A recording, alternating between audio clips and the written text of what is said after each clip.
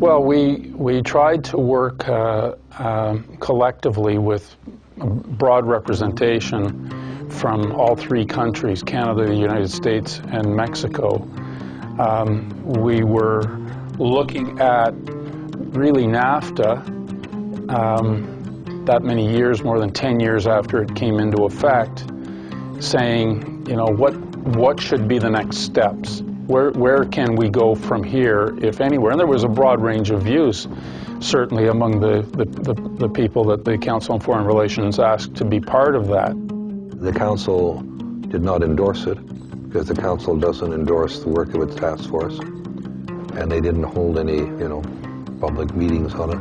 But it was, they I think, went beyond anything that has been occurred in the Trilateral or Bilderberg in analyzing the merits in this paper they produced in this task force. I think that we struggled a lot with this basic question. I mean, do you want to be, you know, bold and brash? Do you want to be incremental? Do you need a common view for all three countries? Can there be a common goal, but moving at different speeds? And you know, we tackled a lot of those issues. We tried to make, I think, a contribution to the direction that countries might go. At the end of the day, has a lot been accomplished? Not really. But, you know, sometimes these things take time to bear fruit. What are your thoughts on a North American Union between Canada, America, and Mexico?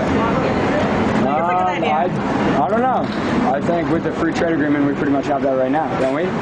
So there's no point, you're just going to change the name. It's the same thing already that we have. Well, I don't agree with it. I mean, we've already got the NAFTA agreement with Mexico and the United States. Pienso que es una relación que nos afecta pues a toda la comunidad mexicana.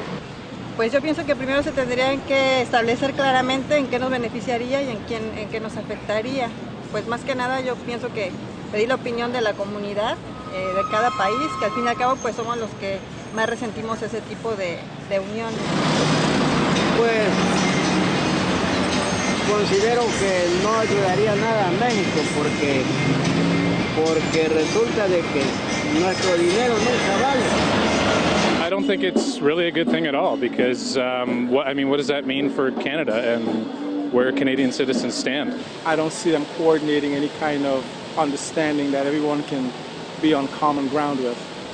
And the corruption too. Who gets what?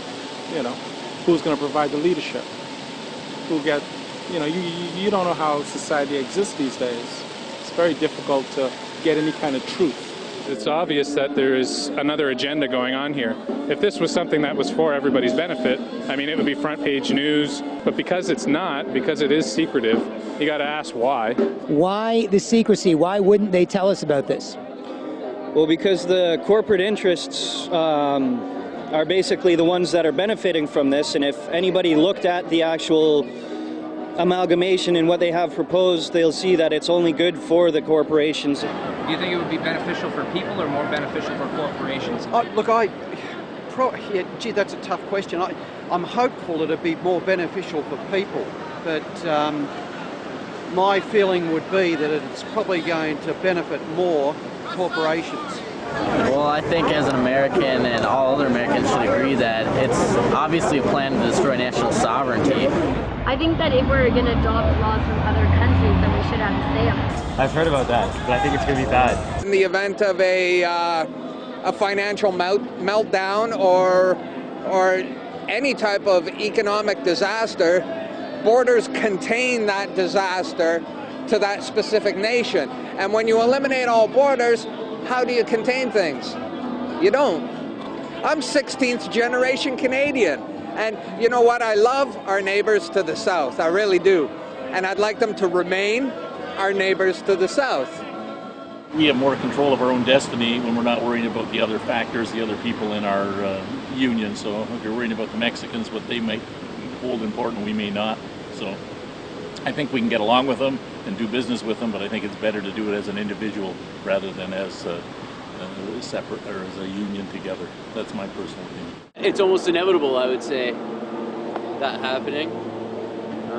Why do you think it's inevitable? everybody's becoming more interconnected these days, I think. I'm concerned. Yeah. Concerned. You're concerned about the future? Definitely. Yeah, no, me too. Yeah, me too. The North American Union is an idea essentially put forth by the Council on Foreign Relations.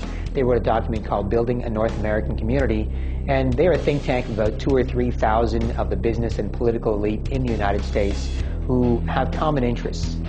Those common interests aren't really defined much to the public, but you can go to CFR.org to see the CFR's own website. You can do your own primary source research by going to their website, looking at their publications, and seeing what their members decide would be a good idea to see.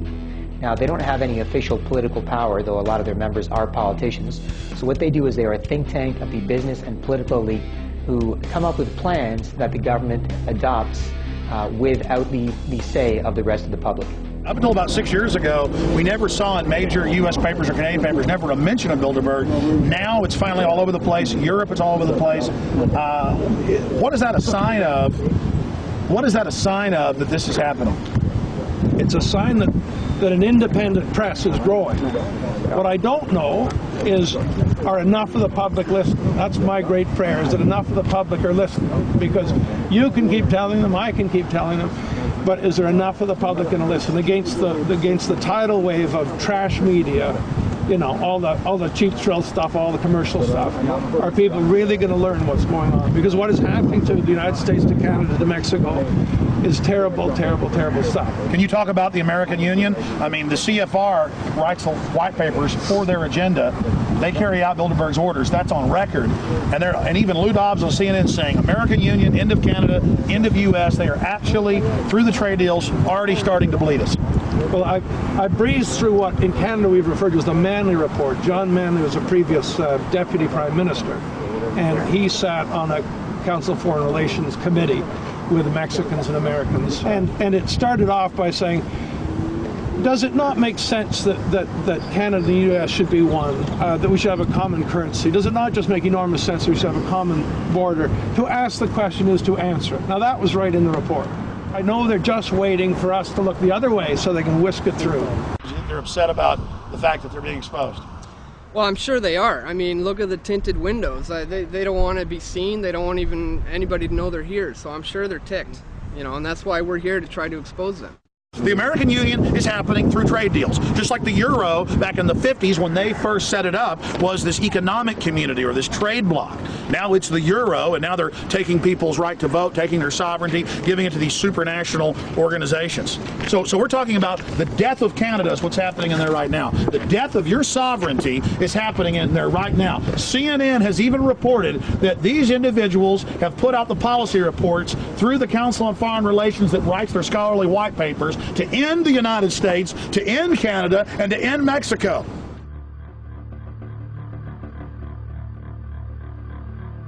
What is biometric identification, and how would this be applied in North America? Well, biometric identification is using the characteristics which are unique to each individual as a means of identifying who they are.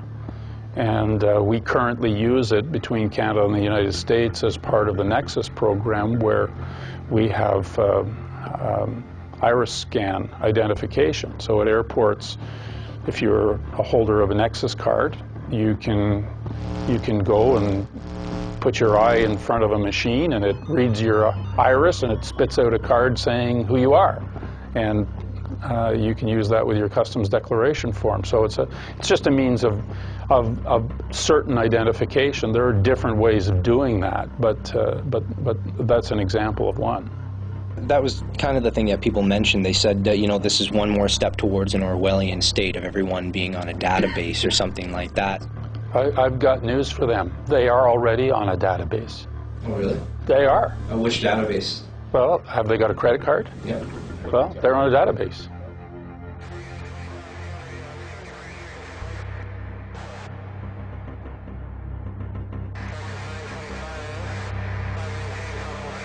What are you most concerned about? Identity theft, or the fact that you might be on a database when you're already on a database? I think, quite frankly, your privacy is more likely to be breached by virtue of the information you supply credit card companies in order to acquire credit than by any linkage of your information to your biometrics. At least you know where you've got biometric identification. Identity theft becomes almost impossible. And increasingly, for many people, identity theft is a nightmare. Once it happens to you, you never want it to happen again. So in a modern world, you know, every technology has its upsides and its downsides, and for some of the benefits, sometimes there are some compromises.